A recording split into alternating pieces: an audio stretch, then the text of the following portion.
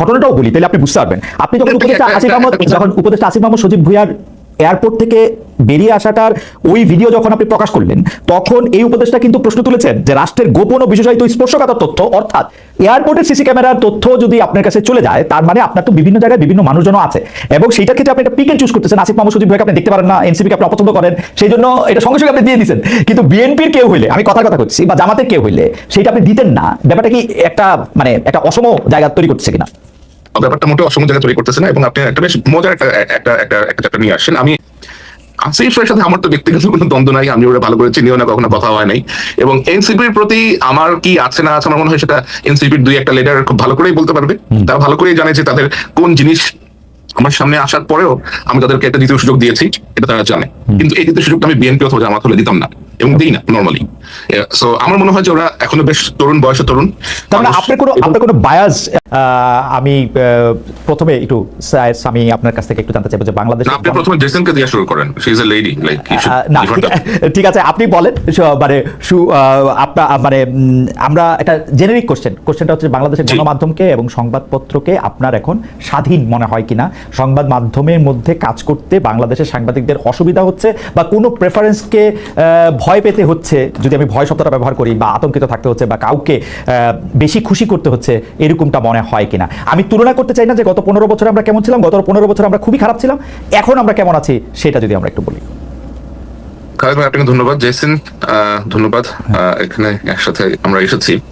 আসলে বাংলাদেশের গণমাধ্যমের সংবাদ স্বাধীনতা, গণমাধ্যমের কাজ, সাংবাদিকরা কিভাবে কাজ করছেন, তাদের উপরে কোনো রকমের খড়গহস্ত, কোনো রকমের কন্ট্রোল আছে কিনা, এই জিনিসগুলোকে আমাদেরকে অনেকভাবে ভাগ করতে হবে আর কি। এখানে তো একটা হচ্ছে সরকার পক্ষের একটা চাপ থাকে, মালিক পক্ষের একটা চাপ থাকে, বর্তমানের যে ক্ষেত্র সেখানে বিভিন্ন পার্টি ইনভলভ আছেন, তাদেরকে সেইগুলা থেকেও আপনার চাপের সম্মুখীন হতে হয়। সুতরাং আপনি যে বাংলাদেশের সংবাদ মাধ্যম স্বাধীন আছে অথবা মুক্ত আছে, গণমাধ্যম মুক্ত আছে, এটা আসলে মনে করার কোনো সুযোগ নাই আর কি। আপনি দেখবেন যে আগস্ট থেকে এখন পর্যন্ত অনেক রকমের সংবাদ বাংলাদেশের গণমাধ্যমে এসেছে, বিশেষ করে বিশেষ কিছু পত্রিকা যেগুলো বিশেষ কিছু শিল্পগোষ্ঠী ওন করে থাকে, তারা এমন চটকদার সব কার্যক্রম করেন যা সাংবাদিকতার মানদণ্ডে আমার মনে হয় না যে কোনোভাবেই উত্তীর্ণ হয় আর কি। আর এছাড়া এই সংবাদপত্রের যেই মিডিয়া হাউসগুলো আছে, এর মধ্যে কিছু তো আপনার এস্টাবলিশ করা হয়েছে নিজেদের উদ্দেশ্য চরিতার্থ করার জন্য। আপনি দেখবেন যে কিছু চ্যানেল আছে, কিছু খবরের কাগজ আছে যাদের নেপথ্যের ব্যক্তিরা অত্যন্ত বিতর্কিত, এবং এদের কাজ হচ্ছে এক পক্ষ হয়ে আরেক পক্ষকে আক্রমণ করা, ওই পক্ষ এসে আবার এই পক্ষকে আক্রমণ করে। কেউ কেউ আবার কখনো সরকারের সহযোগী হয়ে ওঠে, কেউ যখন দেখে যে সরকার তাদের কথা শুনছে না, তখন গিয়ে আবার তারা সরকারকে আক্রমণ করে। এটা আসলে বেশ জটিল এবং বেশ আমার কাছে মনে হয় যে the environment is very dirty, বেশ নোংরা একটা এনভায়রনমেন্ট এখানে বিরাজ করছে। মানে আপনি আসলে কম কথাতেও সবগুলো বিষয়ই আপনি মোটামুটি এনেছেন, কিন্তু একটু সহজ করে মানে কোয়ান্টিফাই করে যদি আমি এখন বলি যে আপনি যদি সংবাদপত্রের স্বাধীনতার সর্বোচ্চ মান যদি হয় 100, এই মুহূর্তে এই সরকার আসার পরে বা 5 আগস্টে শেখ হাসিনা যাওয়ার পরে আপনি এই সংবাদপত্রের স্বাধীনতার মানদণ্ডে এটাকে কত নম্বর দিতে চাইবেন? সংবাদ স্বাধীনতার মানদণ্ডে আসলে এটা খুব টাফ, কারণ আসলে কয়েকটা নিউজ পেপার আছে that we have to tell যে তারা এখনো কাজ করে যাচ্ছে, 2 থেকে 3টার মতো, সর্বোচ্চ 3টার মতো হয়তো আপনার সংবাদ মাধ্যম আছে, চেষ্টা করছে এখনো সঠিক তথ্যটা দেওয়ার জন্য, এবং তাদের স্বাধীনতা আমি বলবো যে কোনো ক্ষেত্রেই 140-এর বেশি নাই। হাসিনার সময় হয়তো যেটা 25 ছিল সেটা এখন 40 হয়েছে। আর অন্য যারা আছে ধরেন আপনার, ওদের তো আসলে ধরেন স্বাধীনতা ডিপেন্ড করে তাদের মালিক যারা, ওদের মর্জির উপরে। তো ওটা নিয়ে আসলে মন্তব্য করার কিছু নাই আর কি। ওকে, আমরা আবার আসবো আপনার কাছে স্পেসিফিক প্রশ্ন নিয়ে। আমরা একটু কাজী জেসিন থেকে এই ব্যাপারটা একটু জানতে চাই যে বাংলাদেশের গণমাধ্যম বা সংবাদপত্রকে আপনি আসলে কিভাবে দেখছেন এই পর্যায়ে এসে। ধন্যবাদ স্যারকেও ধন্যবাদ। এই বিষয়টা যে আমরা কথা বলতে পারছি, এটা আমি সাধুবাদ জানাই উদ্যোগ নেওয়ার জন্য। আসলে আপনি বলেছেন যে আগের কথা বাদ এখন আমরা কেমন আছি সেটাকে জাজ করার জন্য। আগের কথা বাদ দিয়ে আপনি আজকের অবস্থা জাজ করতে পারবেন না, কোনোভাবেই পারবেন না। একটা ভেঙে যাওয়া বাসায় আপনি কেমন করে সাজিয়েছেন, ভুলে যান ভেঙে গেছেন কিনা, এই কথাটা আপনি বলতে পারবেন না। আগে কি মিডিয়া ছিল, গণমাধ্যম ছিল কিনা, সেই প্রশ্নটার উত্তর আমাদের দেখতে হবে। বিগত 15 বছরে যা হয়েছে সেটা কি সাংবাদিকতা হয়েছে কিনা সেটা আমাদের দেখতে হবে বিরল বিকল্প বাদে। গত 15 বছর যা হয়েছে সেটা তো আমরা দেখেছি। এখন অনেকে বলে শেখ হাসিনাকে ফ্যাসিস্ট হাসিনা বলতে চায় না, বলে মাফিয়া হাসিনার পতন হয়েছে। তো মাফিয়া আওয়ামী লীগ বা মাফিয়া হাসিনা যে শাসন 15 বছর করেছে, এই শাসনটা যে করতে পেরেছে, এই জায়গাটায় তাদেরকে এনাবেল করেছে কারা? তারা কিন্তু আপনার এই মিডিয়ায় তাদেরকে সহযোগিতা করেছে 15 বছর শাসন করার জন্য। আমরা তো গণমাধ্যমকে বলি ফোর্থ স্তম্ভ, চতুর্থ স্তম্ভ। সেই জায়গা থেকে গণমাধ্যম হচ্ছে দর্পণ, একটা রাষ্ট্র কেমন চলছে, সরকার কেমন করছে সেটা দেখার দর্পণ হচ্ছে গণমাধ্যম। সেই গণমাধ্যম সেই দর্পণ দেখায় নাই, দেখিয়েছে মানবতার মা শেখ হাসিনাকে, দেখিয়েছে যে কাঁদো বাঙালি কাঁদো, বাঙালির চোখে পানি নাই, কিন্তু ফোর্স করেছে মিডিয়াতেও সারা মাস যদি শোক করে যে কাঁদো বাঙালি কাঁদো, অথচ তারা কখনই গুম খুনের কথা তুলে ধরে নাই। এই যে আড়াল করা, এই আড়াল করার মধ্য দিয়ে মাফিয়া তন্ত্র কায়েমে একরকম সহযোগিতা করেছে এই গণমাধ্যম। সুতরাং আপনি কোনোভাবেই 15 বছরের এই সময়কে বাদ দিয়ে আপনি কি এখন জাজ করা পসিবল না। 15 বছরে যা হয়েছে সেটা সাংবাদিকতা ছিল না, 15 বছর যা ছিল সেটা মিডিয়া ছিল না। এখন যা হচ্ছে ভঙ্গুর একটা রাষ্ট্র, সম্পূর্ণ ধসে পড়া একটা রাষ্ট্র নতুন করে বিনির্মাণ করার জন্য যে প্রচেষ্টা, সেই প্রচেষ্টাটা আমরা ঠিকভাবে নিতে পারছি কিনা, সরকারের উদ্যোগ কি আমরা সাংবাদিকরা সেটা করতে পারছি কিনা, সেই জায়গাটায় যদি আমরা কথা বলি তখন মনে হয় কথা বলাটা সহজ হয়ে যায়। সেক্ষেত্রে আমি বলবো যে আমার মনে হয় যে আমরা চেষ্টা করছি, কিন্তু অনেক শস্যের মধ্যে ভূত যেহেতু রয়ে গেছে, কারণ আপনি এখানে বীজটা বপন যা হয়ে গেছে, সেই বীজের যে বপন আছে, যে বীজটা বপন আছে সেই বীজেরই চারা তো থাকবে। তো সেরকম একটা অবস্থা আছে। আপনি এখানে ব্যবস্থার যে সিস্টেমের মধ্যে আমরা আছি, সেই সিস্টেম যদি সম্পূর্ণরূপে ভেঙে দেওয়া না যায়, সেই সিস্টেম থেকে যদি বের হয়ে আসা না যায়, তাহলে আপনি নতুন করে স্বপ্নের মধ্যে থেকে বলতে পারেন না যে সাংবাদিকরা সম্পূর্ণ স্বাধীন কিনা। সাংবাদিকরা সম্পূর্ণ স্বাধীন হবে কি করে? একটি ঘরের কি আপনার শুধুমাত্র পর্দাটা বদলালে হয়ে যাবে? একটি ঘরের কি শুধু দুয়ারের রংটা বদলালে হয়ে যাবে যে সেই ঘরটা অন্যরকম হয়ে গেল? তা তো না। আপনার ফাংশন করছে কারা, কিভাবে, সেখানে তো কোনো পরিবর্তন আসে নাই। সুতরাং আমরা যদি বলি যে অনেক কিছু পরিবর্তন আমরা আশা করছি, সেটাতে ইউটোপিয়ান চিন্তা হবে বলে আমার কাছে মনে হয়। জেসিন, আপনাকে ধন্যবাদ। আমি আপনার প্রসঙ্গে আসার আগে আমি একজন দর্শকের মন্তব্য একটু পড়তে চাই। আশরাফুল করিম খান তিনি মন্তব্য করেছেন, অসংখ্যবার একই মন্তব্য তিনি করছেন, সেজন্য তার মন্তব্যটি চোখে পড়ছে। খালেদ ভাই, আপনি যেই টোনে এনসিপির নেতাদের সঙ্গে কথা বলেন, সেই টোনে কি এই দুইজন অতিথির সঙ্গে কথা বলতে পারবেন? আছে সেই হেডম? ঠিক আছে, মানে না, সেটা আমি পারবো না, কারণ হচ্ছে যে মানে দুইজন অতিথি বা দুই ধরনের অতিথি দুই রকম। আমি এবার একটু প্রসঙ্গে আসি জেসিন, আপনার জন্য আমার স্পেসিফিক প্রশ্নটা যেটা ছিল সেইটাও আসলে এরকমই একটা প্রশ্ন। সেটা হচ্ছে যে আপনি বলছেন যে এই যে যারা স্বৈরাচার ছিল, যারা ফেসিস্ট ছিল, তাদেরকে আসলে এনাবল করেছে কারা? মিডিয়া সহযোগিতা করে, মিডিয়া তাদেরকে, সরকার কি করেছে সেইটা তারা আসলে দেখায় নাই, দর্পণ হিসেবে তাদের যে কাজ করা দরকার ছিল সেটা তারা করে নাই। কিন্তু মুশকিল হয়েছে তথ্য প্রযুক্তির যুগে আমরা কিন্তু মিডিয়া যে এটা করে নাই, মিডিয়া যে এটা এরকম ফেল করে গেছে, সেই জন্য বাংলাদেশের জনগণ, পাঠক, অডিয়েন্সও মিলিয়ে মিডিয়াকে কিন্তু সাংঘাতিক রকমের হলুদ কার্ড, লাল কার্ড দেখিয়ে গেছে, এবং মিডিয়া কিন্তু বাংলাদেশে ইরেলেভেন্ট একটা জিনিসে পরিণত হয়েছিল শেখ হাসিনার সময়ে। কেউ বাংলাদেশে গণমাধ্যমকে সেই অর্থে আর বিশ্বাস করতে পারে নাই।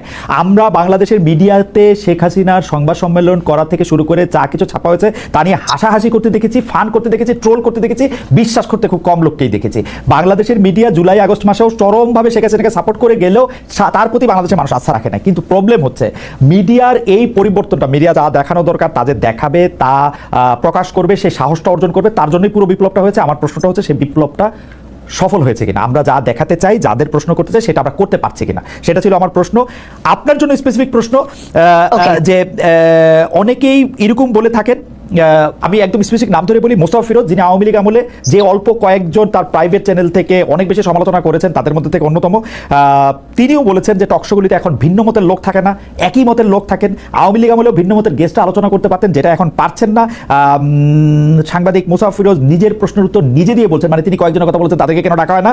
টিভি চ্যানেল মালিকেরা মবের ভয়ে সেলফ সেন্সরশিপের মধ্যে আছে। আওয়ামী লীগ আমলে যেটুকু স্বাধীনতা ছিল তাও এখন নেই। কাজী হোসেন, আপনি যদি একটু মন্তব্য করতেন, আমরা জুলকারনাইন সাহেবের কাছেও একটা অন্য প্রশ্ন নিয়ে যাবো, এটারই নিশ্চয়ই। আচ্ছা, আমি এই প্রশ্নটা উত্তর দেওয়ার আগে আপনার কথাটা বলি আগে, যে আপনি যে মন্তব্যটি করেছেন যে মানুষ মিডিয়া ইররিলেভেন্ট হয়ে গিয়েছিল মানুষের কাছে। যেটা হয়, আপনি বোধহয় জানেন যে ব্যান্ড ওয়াগন এফেক্ট সম্পর্কে, রাইট? যে যখন ফ্যাসিস্টরা থাকে তখন কিন্তু তার বয়ান ক্রিয়েট করার জন্য মিডিয়াকে ব্যবহার করে। মিডিয়াকে ব্যবহার করে আপনার মুজিবকে এমন ভাবে পীর বানানো হয়েছিল যে এই বাংলাদেশের মানুষ শেখ মুজিবুর রহমানকে নিয়ে, শেখ হাসিনাকে নিয়ে একটি মন্তব্য করতে পারেনি। একটি ভয়ের সংস্কৃতি হয়েছিল, এবং যার পরিণতি হচ্ছে এতগুলো মানুষ, হাজার মানুষ, আমি স্পেসিফিক সংখ্যায় যাচ্ছি না, এতগুলো মানুষ প্রাণ দিতে হয়েছে তাদের জন্য। এটা দায় মিডিয়ার থাকবে। মিডিয়া ইররিলেভেন্ট হয়ে গেল, মিডিয়ার দায় মিডিয়াকে নিতে হবে। এই কাজটি মিডিয়ার জন্য হয়েছে, কারণ তারা যদি এর আগে তুলে আনতো যে কি হয়েছে, যে কাজটা all the prime ministers main sir করেছে, তার জীবনে ঝুঁকি নিয়ে যে কাজটি করেছে, সেখানে বাংলাদেশে বসে কিন্তু সেরকম কাজ আমরা প্রতিনিয়ত হতে দেখিনি। এটা একটা ডকুমেন্টারি অনেক পাওয়ারফুল হতে পারে, কিন্তু এর আগে ঘটে যাওয়া আরো অনেক ঘটনা তুলে আনলে ব্যাপারটা আরো অনেক আগে ঘটতে পারতো, হাসিনার পতন আরো আগে ঘটতে পারতো। এ গেল আমার মিডিয়া নিয়ে মন্তব্য। আর আপনি যে প্রশ্নটি করেছেন যে নিরপেক্ষতার জায়গা থেকে, আমি যখন আমার কাজ করি, আমি চেষ্টা করি এখন যারা স্টেক হোল্ডার্স আছেন তাদেরকে ইনভাইট করতে। আমাদের অনেক সমস্যাই হয়, আপনি নিজে হোস্ট করছেন একটা অনুষ্ঠান, নিজে পরিচালনা করছেন, আপনি জানেন যে কি ধরনের চ্যালেঞ্জ ফেস করতে হয়, অনেকের সাথে বসতে চায় না, এই ধরনের প্রবলেম থাকে। তারপর আমার জায়গা থেকে আমি মনে করি যে আমি যতটুকু চেষ্টা করছি সেটা আমি সৎভাবেই চেষ্টা করছি সবার পার্টিসিপেশন রাখার জন্য। আমাকে শোনা এরকম মন্তব্য শুনতে হয় যে আমি আমার প্রোগ্রামে শুধু কেন এত এনসিপির নেতাদেরকে কেন ডাকি, তারা তো ছাত্র, তারা তো অল্প বয়স, তাদের সাথে অনেকে বসতে চায় না, আপনি কেন ডাকেন? আমার শুনতে হয় এরকম মন্তব্য। আমার এরকম মন্তব্য শুনতে হয় যে আমি অনেক জামাতে নেতাদের ডাকি, কিন্তু আমি তাদেরকে ডাকি এই জন্যই যে গণ অভ্যুত্থানের যারা স্টেক হোল্ডার্স, আমি মনে করি তাদের ভয়েস, তাদের ইনক্লুসিভনেস আমাদের মেনটেন করা, ম্যানেজ করা দরকার, যে কোনো ভাবেই হোক আমাদের আলোচনার মধ্যে। এখন আপনি আমাকে বলতে পারেন যে আমি কেন আওয়ামী লীগের একজন নেতাকে আমি ডাকি না, সেটা যদি হয় আমার নিরপেক্ষতার লিটমাস টেস্ট, তাহলে আমি বলবো যে দুঃখিত, আমি আওয়ামী লীগের কোনো নেতা অ্যাজ লং অ্যাজ আমি যতদিন পর্যন্ত তারা ক্ষমা না চাইছে তাদের অপকর্মের জন্য এবং জনমানুষ তাদেরকে গ্রহণ না করছে, আমি কেউ না তাদের ভয়েস মানুষের শোনানোর জন্য। আমি এই দায়িত্ব নেব না এবং আমি দায়িত্ব নিতে আগ্রহীও না। যে অপরাধ করেছে তারা করেছে, সেই অপরাধের জন্য তাদেরকে সরি বলতে হবে, মাফ চাইতে হবে। মানুষ যদি মাফ করে তখন ডেফিনেটলি তারা আসবে মানুষের জন্য ভবিষ্যতে কি করতে চায় সে কথাটা বলতে। আমি অবশ্য আপনার বক্তব্যের মূল নির্যাসের সাথে আমি একমত। আমি আমি আমি আমি জনাব মোস্তফা ফিরোজ যেটি বলতে চাইছেন, যারা আওয়ামী লীগ আমলে মানে আওয়ামী লীগকে উনি ডাকতে বলতেছেন না আসলে, কিন্তু আওয়ামী লীগ আমলে যারা আওয়ামী লীগকে মৌন বা নীরব সমর্থন দিয়েছেন তাদেরকেও কি আপনি ডাকের বাইরে রাখবেন কিনা, বা তাদেরকে ডাকের বাইরে কি মবের ভয়ে রাখা হচ্ছে কিনা সেটা আপনি বলবেন কিনা? যে ধরেন সরাসরি আওয়ামী লীগ করে নাই, ধরেন তারা খুন খারাপিতে অংশ নেয় নাই, উনি কয়েকটা নামও বলেছেন আসলে, সৈয়দ ইশতিয়াক রেজা, জয় মামুন, এরকম কয়েকটা নামও বলেছেন। আচ্ছা, এখন একটা বিষয় সেটা হচ্ছে যে মিডিয়া নিয়ে কথা বললে তো অনেকের কথায় চলে আসে। তো আমি আসলে দেখেন, আমরা তো কলিগস একসময় একসাথে কাজ করেছি, কিন্তু আমরা অত্যন্ত দুঃখজনক ভাবে প্রত্যক্ষ করেছি যে যখন চোখের সামনে, সবার চোখের সামনে এই ছাত্রদের হত্যা করা হয়েছে, তখন তারা এই পতিত হাসিনার অফিসে গিয়ে তারা যে বক্তব্য রেখেছেন, এটা তো আমাদের জন্য অত্যন্ত দুঃখজনক ছিল। একটু উইটনেস, সাক্ষী হওয়া ইতিহাসে, যে সাংবাদিকরা এই জায়গায় চলে যেতে পারে, তাদের মানবতা বোধ তারা এইভাবে বিসর্জন দিতে পারে, এই অন্ধত্ব তাদেরকে পেয়ে বসতে পারে, এটা তো আমাদের জন্য দুঃখজনক। আমি আপনাকে এই জায়গায় একটু থামাই, কারণ আমার দ্বিতীয় প্রশ্নটার মধ্যে যে আপনার এই সাংবাদিকদের যে শেখ হাসিনার সাথে যে তাদের সম্পর্ক, তাকে যে আসলে আপনি প্রথমে যে অ্যানাবল করার কথাটা বলেছেন, সেটার ক্ষেত্রে আপনার যে জায়গা, সেটা অন্য পেশাজীবীদের ক্ষেত্রে একই রকম কিনা সেটা নিয়ে আমরা দ্বিতীয় প্রশ্ন আসবো। আপাতত একটু স্যারের কাছে যাই। যে স্যার, আপনি একজন পেশাদার সাংবাদিক, আপনার অনুসন্ধানের মাধ্যমে, সোর্সের মাধ্যমে রাষ্ট্রের দুর্নীতি, অসঙ্গতির অনেক ডকুমেন্টস আপনার হাতে আসে, সেগুলি কিছু আপনি নিজের সোশ্যাল মিডিয়াতেও তুলে ধরেন। তার মানে ব্যক্তি আপনার সঙ্গেও একটা সংবাদ মাধ্যমের একটা প্রতিযোগিতা আছে, যে মানে আপনি যেটা আসলে আপনার প্রতিষ্ঠা থেকে তুলে ধরছেন না, এমন অনেক কিছু আপনার ব্যক্তি জায়গা থেকে আপনি এটা তুলে ধরছেন। এই যে আপনার সঙ্গে আপনি সহ অন্য আর যারা এই প্রকাশ করার ক্ষেত্রে নিজস্ব প্ল্যাটফর্ম ব্যবহার করতেছে, সেইটার সঙ্গে কি গণমাধ্যমের একটা প্রতিযোগিতা হইতেছে? এবং এই প্রতিযোগিতার কি মানে সম প্রতিযোগিতা, অসম প্রতিযোগিতা এই প্রতিযোগিতার মধ্যে? কারণ আমি সাংবাদিকতার এতটুকু বুঝি, যা কিছু এডিটেড না তা কিছু জার্নালিজম না। এখন যদি কোনো কিছু মানে এইটা আপনি আসলে কিভাবে আপনি এটা দেখবেন? কারণ অনেক সময় তো এরকমও হতে পারে, আমি জাস্ট আরেকটা লাইন বলি, অনেক সময় তো এরকম হতে পারে যে আপনি হঠাৎ করে ক ব্যক্তিকে খুব অপছন্দ করতে শুরু করলেন। যদি আপনি ক ব্যক্তিকে অপছন্দ করতে শুরু করেন, তখন দেখা যায় যে ধরেন ক আর খ দুইজনের ব্যাপারেই আপনার কাছে তথ্য আছে, আপনি সিলেক্টিভভাবে শুধু ক এর বিরুদ্ধে রিপোর্টটা আপনি প্রকাশ করলেন। এটা হইতে পারে কিনা বা এটা হচ্ছে কিনা এখন? থ্যাংক ইউ খালিদ ভাই। আমার মনে হয় এটা একটা খুবই গুরুত্বপূর্ণ প্রশ্ন আপনি আমাকে করেছেন, এবং এটা উত্তর দেওয়ার জন্য আপনার থেকে আরো ভালো কোনো মাধ্যম হয়তো আসবে আমার সামনে, অথবা আই ডোন্ট নো। তো আমার যে অর্গানাইজেশন আমি কাজ করি, আল জাজিরা মিডিয়া নেটওয়ার্ক, এখান থেকে আমি আমার যে ডেস্ক, আমি যে বিষয়ে কাজ করি তা হচ্ছে দক্ষিণ এশিয়া, বাংলাদেশ, মায়ানমার, ভারত, অনেক সময় আরো অন্যান্য প্রজেক্টও আমাকে কাজে লাগানো হয়। যেহেতু আমি বাংলাদেশ থেকে আসছি এবং বাংলাদেশের বিষয়ক সাংবাদিকতা করেই আমার এই পথে যাত্রা শুরু, তো অবশ্যই ন্যাচারালি বাংলাদেশের বিভিন্ন নিউজের প্রতি আমার আগ্রহ অনেক বেশি থাকে। আর লোকজন যেহেতু আমাকে চেনে, অনেকেই আমাকে চেনে, বিভিন্ন সেক্টর অনেকে আমাকে চেনে, অনেকে আমার কাছে বিভিন্ন রকমের তথ্য প্রমাণ সহ পাঠিয়ে থাকে। এখন ন্যাচারালি আমার আল জাজিরাতে কোনো বাংলা ডিভিশন নাই, এবং এখানে আপনার বিভিন্ন রকম নিউজের আমাদের কাছে আসতে থাকে প্রতিনিয়ত, এবং বাংলাদেশ কেন্দ্রিক নিউজে সবসময় করা সম্ভব না। এটা এটা এটা এটা বেশ অসম্ভব একটা বিষয় আর কি।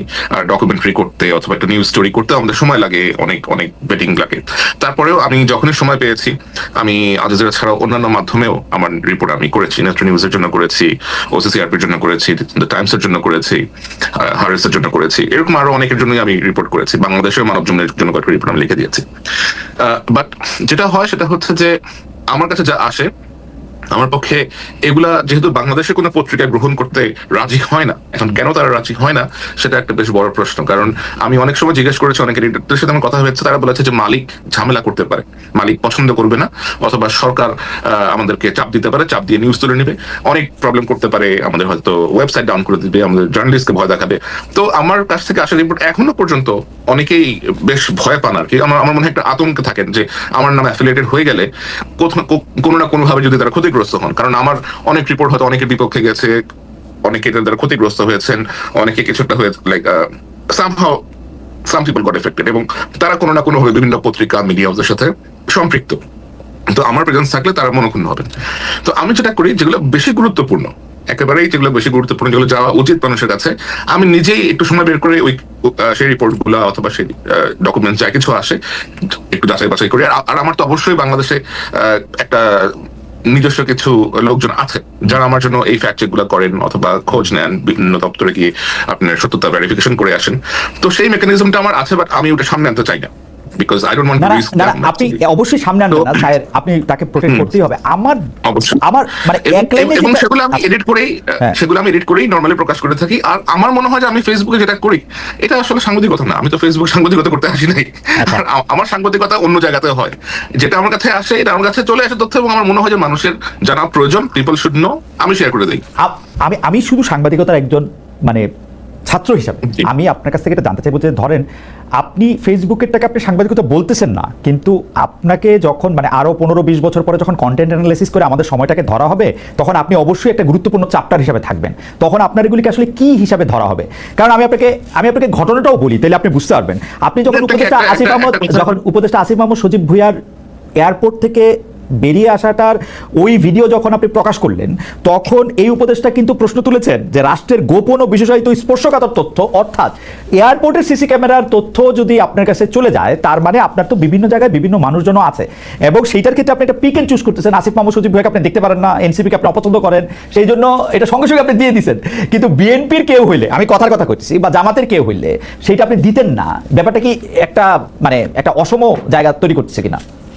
ব্যাপারটা মোটেও অসম জায়গা তৈরি করতেছে না, এবং আপনি একটা বেশ মজার একটা চ্যাপ্টার নিয়ে আসছেন। আমি will go back to the before one, যেটা বলতেছিলাম যে আজ থেকে 15-20 বছর পরে গেলে যখন এগুলো নিয়ে আলোচনা হবে, if I am alive or not, তখন এগুলো কি হিসেবে গণ্য হবে? তখন এগুলো এই হিসেবে গণ্য হবে যে বাংলাদেশে সাংবাদিকতা করাটা এতটাই ভীতিকর ছিল যে সাংবাদিকরা অমুক সাংবাদিকের জুলকারনাইন সায়ের খানের রিপোর্ট নিত না, এই লোককে বাধ্য হয়ে অনলাইনে রিপোর্ট প্রকাশ করে দিতে হইতো। এটা এডিটেড বলেন, র বলেন, হোয়াট এভার ইট ইজ। তো অবস্থাটা এতটাই একটা ভীতির সিচুয়েশন আমাদের মধ্যে ক্রিয়েট হয়েছিল। আর আমি তো এর আগে জন্য আজিজের যে এয়ারলাইনের ভিতরে থাকা ফুটেজ ক্যাপচার করে নিয়ে আসছিলাম। ইসরায়েলির যে মোসাদের যে আউটপোস্ট হাঙ্গেরি, দুটোর মধ্যে ঢুকে গিয়ে মোসাদের যে টেকনিক্যাল ম্যানুয়াল স্পাইওয়ারের, সেটারও ছবি তুলে নিয়ে আসছিলাম। সেগুলো তো স্পর্শকাতর জায়গায় ছিল, এবং সেগুলো তো আমি পাবলিক ইন্টারেস্টের জন্যই করেছি, অনুসন্ধানী সাংবাদিকতার জন্যই করেছি। আসিফের সাথে আমার তো ব্যক্তিগত কোনো দ্বন্দ্ব নাই, আমি ওরা ভালো করে চিনিও না, কখনো কথা হয় নাই। এবং এনসিপির প্রতি আমার কি আছে না আছে, আমার মনে হয় সেটা এনসিপির 2-1টা লিডার খুব ভালো করেই বলতে পারবে। তারা ভালো করেই জানে যে তাদের কোন জিনিস আমার সামনে আসার পরেও আমি তাদেরকে একটা দ্বিতীয় সুযোগ দিয়েছি, এটা তারা জানে। কিন্তু এই দ্বিতীয় সুযোগটা আমি বিএনপি অথবা জামাত হলে দিতাম না, এবং দেই না নরমালি। সো আমার মনে হয় যে ওরা এখনো বেশ তরুণ বয়সের তরুণ। তারপরে আপনার কোনো বায়াস কারো এগেইনস্টে বা কারো পক্ষে এরকম কোনো বায়াস? আপনি ভুল কাজ করবেন, চুরি করবেন, দুর্নীতি করবেন, ধরা পড়বেন, সামনে আসবে, আমার কাছে আসবে, আমি আপনাকে শেয়ার করে দিব। সেটা আপনার সোশ্যাল মিডিয়া পোস্টিং এর ক্ষেত্রে আপনি কোনো বায়াস থেকে কোনো কিছু করতেছেন এরকম আপনার মনে হয় না? না, never, I will never do that. আপনি যদি কোনো কিছু একটা অপরাধ পান কোথাও, আপনি আমার কাছে যদি এসে বলেন, এন্ড এটা যদি কোনো বিশেষ ব্যক্তির বিরুদ্ধে যায়, এটা তো আমার কোনো কিছু যায় আসতেছে না। আমার তো কোনো মাস্টার নাই, তাই না? Like I don't consider anyone as my master or anyone as my boss or anything like that. আচ্ছা, আমি আবার একটু আসবো আপনার কাছে। আপনার ব্যক্তিগত পছন্দ অপছন্দগুলি, বা আপনার সব মানুষেরই ব্যক্তিগত পছন্দ অপছন্দ থাকে, আপনার প্রতি ব্যবহার দিয়েও আপনি আসলে অনেক সময় আলোড়িত হতে পারেন, সেইটার ক্ষেত্রে আপনি কি করেন সেটা নিয়ে আমি আরেকটা প্রশ্ন করতে আসবো। আমি একটু জেসিনের কাছে আসি। জেসিন, আপনি সাংবাদিকদের কথা দিয়ে আপনার সাথে শুরু করতেছিলেন, বিগত প্রেক্ষাপট আপনি তুলে ধরেছেন, এবং দর্শকরাও আপনার কথা অনেকেই অনেক বেশি পছন্দ করেছেন। আমি যে বিষয়টি শুধু আপনার সামনে আনতে চাই, যে বিগত 15 বছরের ফ্যাসিস্ট আমলে খালি তো এইটা হয় নাই যে সাংবাদিকরা এরকম করছে, আপনি অন্য পেশাজীবীদের ক্ষেত্রে যদি আমি বলি, সব ক্ষেত্রে তো এরকম হয়েছে। আমরা আমলাদেরকে দেখছি, আমরা বিচারকদেরকে দেখছি কেউ পায়ে ধরে সালাম করতেছেন, আমলাদেরকে দেখছি যে তারা ধরে নিয়ে আসতে বললে বাইধা নিয়ে আসতেছেন, তারা অতিরিক্ত যেটাকে বলে হচ্ছে মানে যাইছে তাই করতেছেন। ব্যবসায়ীদের ক্ষেত্রে কেউ কেউ কবিতা বলতেছেন, গান বলতেছেন, প্রথম নাকি শেষ কি কি জানি, কেউ কেউ এরকম বলতেছেন কার গাড়ে কয়টা মাথা আছে শেখ হাসিনা ডাক দিলে যাবে না বলতেছেন। তাদের প্রতি তো আপনার এত কষ্ট, এত বিতৃষ্ণা, এত বিরক্তি দেখি না। সাংবাদিকরাই কেন মানে আপনার এত বিরক্তির মূলে তাদেরকেই কেন আপনি এনাবলার বলবেন, যেখানে আমরা দেখতে পাচ্ছিলাম যে তাদের তো এত বড় ক্ষমতা ছিল না। আমি আমি আমি ব্যাপারটা এরকম বলি যে তেলবাজি যে করছে এবং তেলবাজি করতে করতে যে এটাকে মোসাহিবির চূড়ান্ত সীমাও যে অতিক্রম করছে, এতেও আমার কোনো আপত্তি নাই, কিন্তু এটাকে কি ফৌজদারি অপরাধের আওতায় আনার সুযোগ আছে? আমরা কিন্তু দেখতে পাই যে অনেকেই হত্যাকাণ্ডের মামলার আসামি, আমরা কিন্তু অনেকেই দেখতে পাই যে তারা একেবারে অপাঙ্ক্ত এবং অন্য কিছুতে পরিণত হচ্ছে। এটা আমাদের সাংবাদিকতার স্বাধীনতার জন্য বা স্বাধীন সাংবাদিকতার জন্য ভালো হচ্ছে কিনা? জি স্যার। আচ্ছা, প্রথমত আমরা কথা বলছিলাম গণমাধ্যম নিয়ে, মিডিয়া নিয়ে, যে কারণেই আসলে সাংবাদিকদের মিডিয়া নিয়ে কথা হয়েছে, সাংবাদিকদের ভূমিকা নিয়ে কথা হয়েছে। আর আমাদের বিষয় নিয়ে তো আমরা অনেকবারই বলেছি, আমি তো আমার অনুষ্ঠানে আমি অনেকবারই আলোচনার এনেছি যে আমলারা যা করেছে, এবং আমরা এরকম শুনি যে বিভিন্ন লেয়ারে আওয়ামী লীগ টেস্ট করে করে তাদেরকে প্রমোশন দেওয়া হয়েছে। আমি একজন উপদেষ্টাকে নাম উল্লেখ না করে জিজ্ঞাসাই করেছিলাম যে সে একই আমাদেরকে নিয়ে তারা নতুন বাংলাদেশ গড়বে কি করে। তো দামোক্ষটা ছিল এরকম যে বদলানো সম্ভব না, কারণ এর পরের যে লেয়ার সেটাও আওয়ামী লীগ, তারপরের লেয়ার সেখানেও আওয়ামী লীগ, এরকম 5টা লেয়ারেও সে চেক করে দেখেছে সবই আওয়ামী লীগের। সো এরকম একটা সিচুয়েশনে সরকার কাজ করছে। ডেফিনেটলি আমরা বারবার বলছি এটা যে সরকারের উচিত যেখানে তদন্ত করা কারা আসলে আওয়ামী লীগের হয়ে কাজ করেছে এবং কাদের বিরুদ্ধে তদন্ত করলে, যাদের বিরুদ্ধে তদন্ত করলে প্রমাণিত হবে তাদের বিরুদ্ধে ব্যবস্থা না, সেটা আমরা বারবারই বলছি এবং বলবো। বিচারের ক্ষেত্রেও তাই, এটা আমরা দেখেছি কিছু পরিবর্তন এসেছে, নতুন বিচারক নিয়োগ করা হয়েছে এবং যারা বিচার ব্যবস্থা দায়িত্বে আছেন, আইন উপদেষ্টা আছেন, অ্যাটর্নি জেনারেল আছেন, তারা এই কাজটা করছেন বলে জানি। আরো ব্যাপকভাবে করা দরকার, কিন্তু যেহেতু আমরা গণমাধ্যম নিয়ে কথা বলছি সেই জন্য গণমাধ্যমের বিষয়টি এসেছে। আপনি একটা বললেন যে এটা তো ফৌজদারি অপরাধ না, ফৌজদারি অপরাধ কিনা সেটা আপনি বলতে পারেন না। আপনি নিজে যদিও আইন নিয়ে আপনার বিশেষ জ্ঞান আছে বলে আমি জানি, তারপরও আমি বলছি, কারণ আমরা যদি ইতিহাসের দিকে দেখি তাহলে রুয়ান্ডাতে কি হয়েছে, হুতুরা যে গণহত্যা চালিয়েছে তুৎসিদের উপরে, সেখানে হুতুরা কিন্তু একইভাবে মিডিয়াকে ব্যবহার করছে। বাংলাদেশে যেরকম শেখ হাসিনা সরকার মিডিয়াকে ব্যবহার করেছে যে একটা শিবির ধর, ধৈরা ধৈরা জবাই কর, বিএনপি হলেই ছাত্র দল হলেই ধরে ধরে জেলে ভর মার। তো এই যে একটা অবস্থা আমরা দেখেছি, স্লোগান হিসেবে যদিও শিবিরের ওই স্লোগানটা পপুলার হয়ে গিয়েছিল, কিন্তু গুম কোন করতে তো আমরা বিএনপি নেতা কর্মীকেও আমরা দেখেছি যে নিয়ে গেছে, গুম হয়ে গেছে, ফিরে আসেনি, এই ঘটনাটা ঘটেছে। তো তখন কিন্তু আমরা কোনো প্রতিবাদ দেখি নাই। তো সেম যেটা আমি রেফারেন্স দিচ্ছিলাম, রুয়ান্ডাতে কিন্তু একই ঘটনা ঘটলো এবং রুয়ান্ডাতে আপনার হুতুকে কি বলবো সমর্থন যোগানোর জন্য, তাদের প্রোপাগান্ডাকে সমর্থন যোগানোর জন্য সেখানে RTLM নামে একটি রেডিও স্টেশন ছিল। সেই রেডিও স্টেশনের মালিকের কিন্তু মৃত্যুদণ্ড হয়েছিল যে শুধুমাত্র এই প্রোপাগান্ডা ছড়ানোর জন্য। এবং তার ওখানে যে কথাটা বলেছিল যে আমরা শুনতে পেয়েছি, সেখান থেকে এরকম বাণী দেওয়া হয়েছে সেই রেডিও থেকে, go clean, the grave is not yet fulfilled.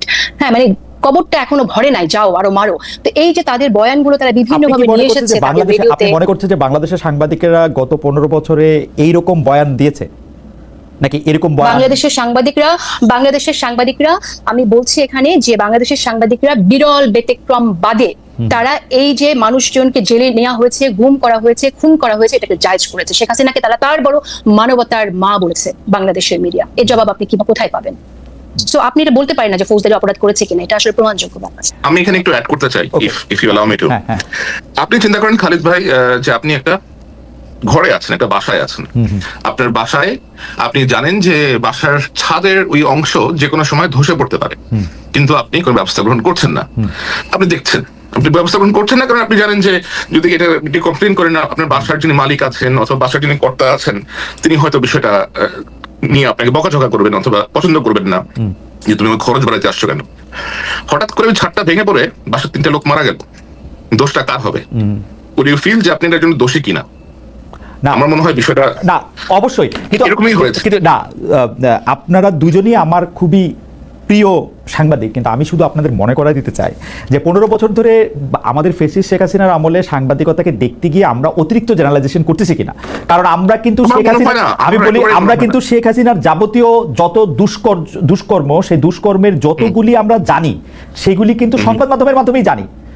মানে ধরেন এই যে কি বলে সোনার মেডেলে চুরি করছে, বালিশের দাম কত রাখছে, পদ্মা সেতুতে কি করছে, সেগুলি কিন্তু গণমাধ্যমদেরকে আমাদেরকে মানে একদম হুতু তুৎসিদের সাথে মিলায়া গণমাধ্যম একেবারেই সেই ফেসিস্টদের অ্যানাবলের ভাষাই শুধু ব্যবহার করছে। এইটা বললে কিন্তু আসলে আমার কাছে মনে হয় যে আমরা পরবর্তীতে যে সাংবাদিকতার কথা আমরা আশা করি সেইটার ক্ষেত্রে একটু বেশি করা হয় কিনা আমার কাছে মনে হয় যে, এবং এইটা এমন একটা উপায় তৈরি করে কিনা। আমরা কিন্তু এখন দেখতেছি যে নতুন যে সাংবাদিক গোষ্ঠী তৈরি হয়েছে, এই 10 মাসে যারা সাংবাদিকতা করতেছেন তাদের বেশিরভাগের ক্ষেত্রে প্রভু বদলাইছে, তাদের অবস্থান বদলায় নাই।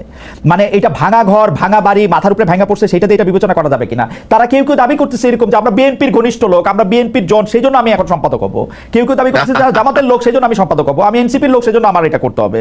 আমরা 15 বছর পর্যন্ত, মানে সোজা কথা বলতে, যে 15 বছরে যেই দুষ্টামিগুলি আওয়ামী লীগ করছে সেগুলি এখন আমরা করবো, এইটা যারা করছে, মানে সেইটা ঠিক হবে কিনা আসলে। মানে আমরা মানে এই জন্য আমি এই প্রশ্নটাই যদি আপনি এটা বলতে, তারপর আবার একটু জেসিনেরও একটু মন্তব্য আমাদের একটু শুনতে হবে। স্যার আমি একটু থামাইছিলাম আপনাকে, সরি, যেটা বলতেছে যে এটা করা কখনোই উচিত হবে না, কখনোই। এবং এই জিনিসটাই বন্ধ করতে হবে যে রাজনৈতিক পরিচয়ের ভিত্তিতে সাংবাদিকতার পেশায় যে প্রেফারেন্স দেওয়া হয়, এই প্রেফারেন্সিয়াল ট্রিটমেন্টটা বন্ধ করতে হবে। যে ব্যক্তি আপনার নিজের স্বাধীনতা, ইন্টিগ্রিটি এবং সততা বজায় রেখে এই পেশার মানটা ধরে রাখতে পারবেন, তাদেরকেই আসলে বিবেচনায় নেওয়া উচিত। কে কোন মতের, কোন দলের অনুসারী, এরকম কখনোই করা উচিত না।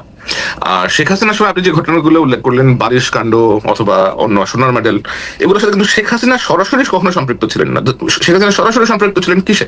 ফর এক্সাম্পল, আপনার জেনারেল আজিজের মতো একটা লোককে সেনাপ্রধান বানানোতে আমাদের দেশের সাংবাদিকরা রিপোর্ট করতে পারতো যে ওরকম পৌরসভা ইউনিয়নের চেয়ারম্যানের ভাই মার্ডারার তমিজউদ্দিন, সরি, অথবা মার্ডারার খ এরকম জেল থেকে মুক্তি পাইছে। এবং স্যার আপনি কিন্তু খেয়াল করলে দেখবেন যে জেনারেল আজিজকে ধরেন বাংলাদেশে সাংবাদিকতা করতে হইলে তো আসলে আপনাকে মানে এরকম একটা দেশ, যে দেশের মধ্যে আপনি তো আসলে যে অভিযুক্ত তার সঙ্গে আপনি কথা বলতে হবে, সেই অভিযুক্তের সঙ্গে আপনি কথা বলতে পারছেন, আপনার রিপোর্ট তৈরি হচ্ছে না। কিন্তু আপনি পত্রপত্রিকায় কিন্তু দেখবেন এই জোসেফ হারিসের কথা কিন্তু মানে অসংখ্যবার পত্রপত্রিকা ছাপা হয়েছে। আপনি দেখবেন যে মানে বিভিন্ন ছুতা নাতায় কিন্তু ছাপা হয়েছে। এমনকি আমরা যে জার্মানি থেকে জেনারেল আজিজের ইন্টারভিউ করছি, কতগুলি প্রশ্ন যেহেতু তার উত্তর প্রশ্ন সবগুলি ভয়ঙ্কর ছিল, তার উত্তর মানে তার 4 বার চাকরি চলে যাওয়া উচিত শুধু এই উত্তর দেওয়ার জন্যই, বা ফৌজদারি অপরাধ হওয়া উচিত, সেগুলি কিন্তু আবার সে ছাপানো হয়েছিল পত্রপত্রিকাগুলিতে। মানে যখনই গণমাধ্যম মিনিমাম সুযোগ পাইছে সেগুলি কিন্তু ব্যবহার করা হয়েছে। শেখ হাসিনার বিরুদ্ধে অভিযোগের ক্ষেত্রে আমি বলে দিই, এস আলমের ঘটনাটাতে শেখ হাসিনা যখন স্টেপিং করলো, তখন কিন্তু পত্রপত্রিকাগুলি একটা বড় ভূমিকা পালন করছে শেখ হাসিনার এইটা উন্মোচন করার জন্য। আপনি দেখবেন জুলাই আগস্টের মধ্যে উনি যখন এই ভয়ঙ্কর সিদ্ধান্তগুলি নিতেছে, সবগুলি পত্রপত্রিকা বা বেশিরভাগ পত্রপত্রিকা কিন্তু দাঁড়াইতেছে তার এগেনস্টে, জনমত তৈরি করার জন্য দাঁড়াইতেছে। যখন সুযোগ পাচ্ছে তখন কিন্তু দাঁড়াইতেছে। এই ডিউ ক্রেডিটটা আমরা দিমু কিনা সেটার হচ্ছে কথা, মানে নাকি আমরা এখন দেখেন আপনি যে 2014 সালে একটা ইলেকশন হয়েছে, আমাদের 2018 সালে একটা ইলেকশন হয়েছে, সেই ইলেকশন করার সময় গণমাধ্যম আসলে কতটা স্ট্রং ভূমিকা রেখেছিল সেটা কিন্তু আমরা দেখি নাই। হ্যাঁ, কিছু যখন একটা আওয়াজ তুলছি, যখন জিনিসটা সামনে চলে আসছে, তাও আমাদের মতো আপনার যারা দেশের বাইরে ছিল এদের হাত ধরে, তখন জিনিসটা নিয়ে আপনার আলাপ আলোচনা করা সহ ইজি হয়ে গেছে, because somebody has brought it to the light. But deliberately নিজের থেকে, যেমন ধরেন এস আলমের নিয়ে যে এত কাণ্ড হলো, এস আলমের মাধ্যমে যে ইসলামী ব্যাংকটা দখল করা হয়েছে রাষ্ট্রীয় আপনার গোয়েন্দা সংস্থা ব্যবহার করে, এটা তো প্রথমে রিপোর্ট করেছে আপনার দ্য ইকোনমিস্ট।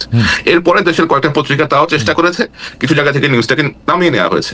যেমন বিএনপির সালাউদ্দিন সাহেব, ওনাকে দেশের একটি সংস্থার র্যাব নিয়ে গিয়ে তাকে পিক করে আপনার বর্ডারের অপর সাইডে গিয়ে ছেড়ে দিয়ে আসছে। একটা পত্রিকা ছাড়া, নিউ এজ ছাড়া, সাংবাদিক মুক্তাদির রশিদ এবং ডেভিড বার্গম্যান ছাড়া এটা নিয়ে এত এক্সটেন্সিভ রিপোর্ট আর কেউ করতে পারে নাই। ডেভিড বার্গম্যানের পক্ষে বাংলাদেশে থাকা পসিবল হয় না, মুক্তাদির রশিদকেও বিভিন্ন জায়গাতে ডেকে ডেকে নিয়ে গিয়ে হেনস্থা করা হয়েছে।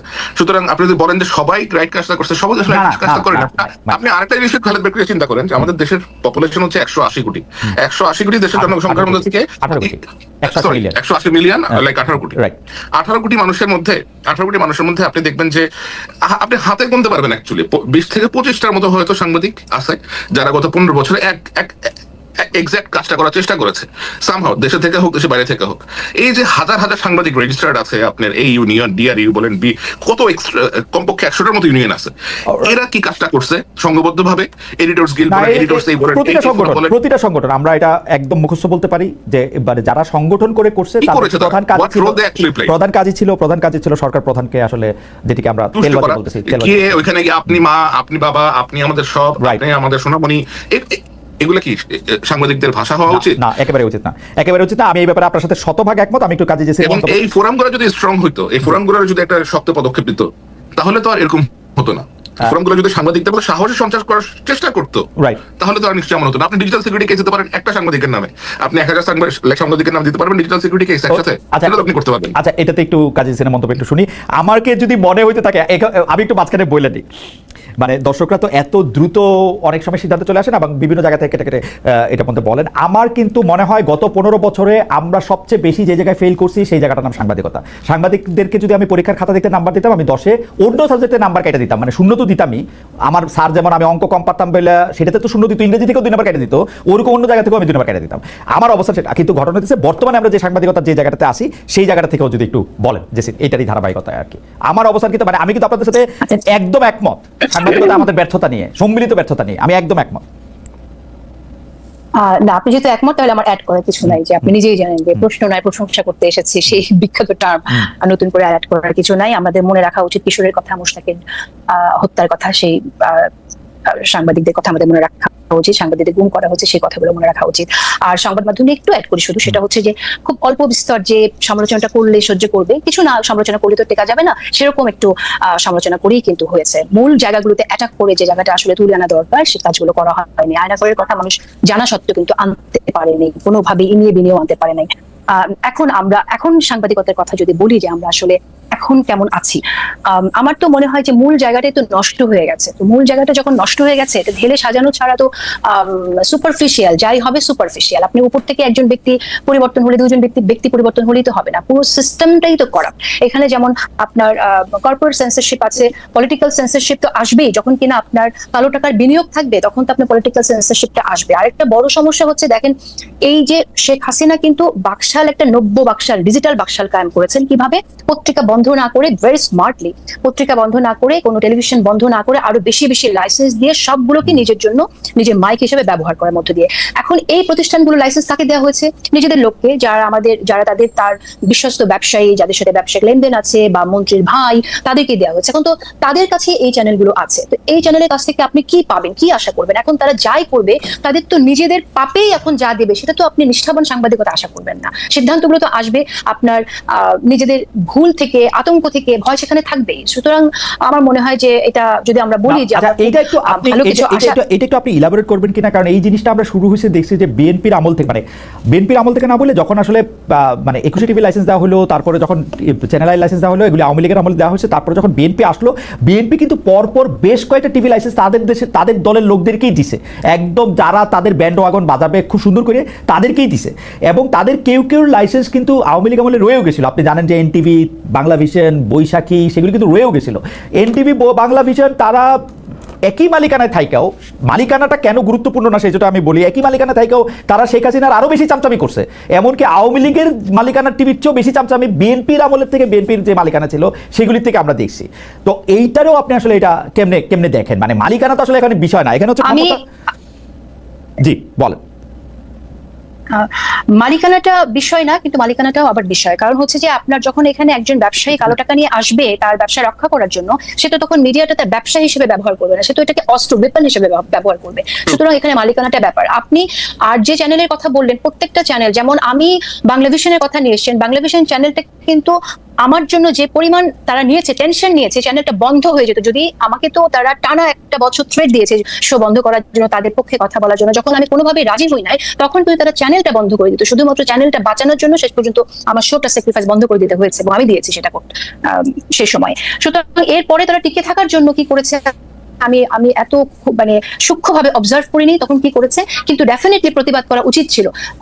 আমি আবারও বলবো যে একজন প্রতিবাদ করলেই আসলে, এক জায়গা থেকে প্রতিবাদ করলেই হয়, শুরু হয়ে যায়। কারণ সবাই যদি একই জায়গায় যেতে থাকে তখন কিন্তু মানুষ, মানে আমার কাছে শাসকরা আর ওই কাজটা করতে পারে না, ঐক্যবদ্ধ হয়ে থাকা। আমার মনে হয় যে আপনার বক্তব্যের সাথে আমি একমত, কিন্তু আমার অভিজ্ঞতাটা যেহেতু একটু আলাদা, সেজন্য আমি বলি যে আমি এরকম শুনতাম যে ডিজিএফআই উমুককে নিতে মানা করছে, আমি নাম ধরে বলি কারণ এগুলো সব ইউটিউবে আছে, যে আসিফ নজরুলকে নিতে মানা করছে, সায়ন্তকে নিতে মানা করছে। আমি যেইটা শুনতাম মানা করছে, বাজারে গিয়া ওই লোককে আমি নিতাম, ওই লোককে আমার অনুষ্ঠানে ডাকতাম, ওইখানেই তার সাথে আমি কথা বলতাম। আমি জীবনে কোনোদিন ডিজিএফআই আমাকে কোনো ফোন করে নাই, জীবনে কোনোদিন আমাকে কোনোদিন আমার কোনো মালিক আমাকে জীবনে কোনোদিন বলে নাই যে তুমি এই অনুষ্ঠানগুলিতে ইউটিউবে আসে, আমারে কোনোদিন বলে নাই যে এইটা তুমি করতে পারবা না। সো আমি এটা না, মানে এইটা আমি কি বলবো, আপনার তাহলে শক্তি অনেক বেশি ছিল, সেই তুলনায় আমি হয়তো অনেক দুর্বল আমি জানি না ছিলাম। আমি একজনকে আমি জানি না, মানে আমি নিশ্চয়ই আমি দুর্বল ছিলাম, কারণ হচ্ছে আমি একটু বলি এখানে, সেটা হচ্ছে আমার যখন কোনো কাজ নাই, আমি মাসের পর মাস বছরের পর বছর এখানে যাই সেখানে যাই আমাকে একটা কাজ দেওয়ার জন্য, তখন আমি একজনকে বলেছিলাম যে